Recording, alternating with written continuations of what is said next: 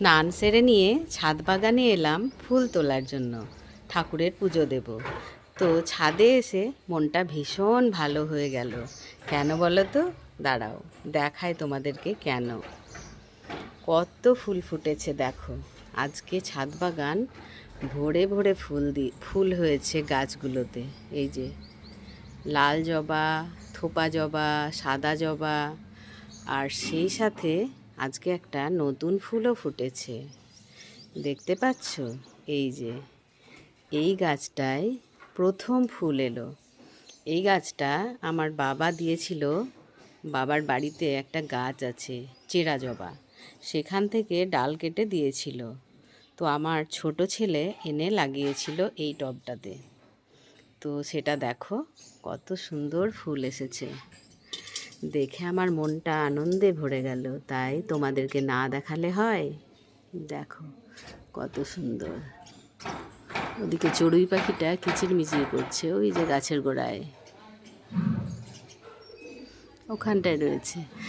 তো এই যে কত সুন্দর ফুলটা ফুটে গেছে।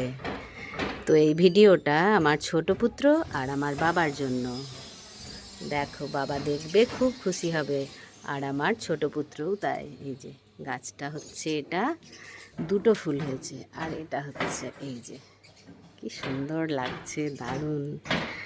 তো এই ফুল দুটো আজকে আমি তুলব না, ছেলে স্কুলে গেছে, স্কুল থেকে আসুক, এলে ছেলে দেখবে, ও ভীষণ আনন্দ পাবে। ও নিজে হাতে লাগিয়েছে, তার জন্য থাক ওই ফুলটা। আমি এই ফুলগুলো এখন তুলে নেব পুজোর জন্য। তো আমি এখন এই ফুলগুলো একে একে তুলে নিই। এই যে সাদা জবা,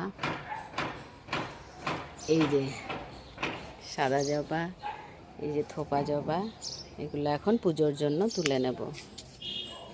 তারপরে পুজোটা সেরে নেব। আজকে অনেকগুলো জবা হয়েছে, খুব ভালো লাগছে দেখতে আর তুলতে। এই যে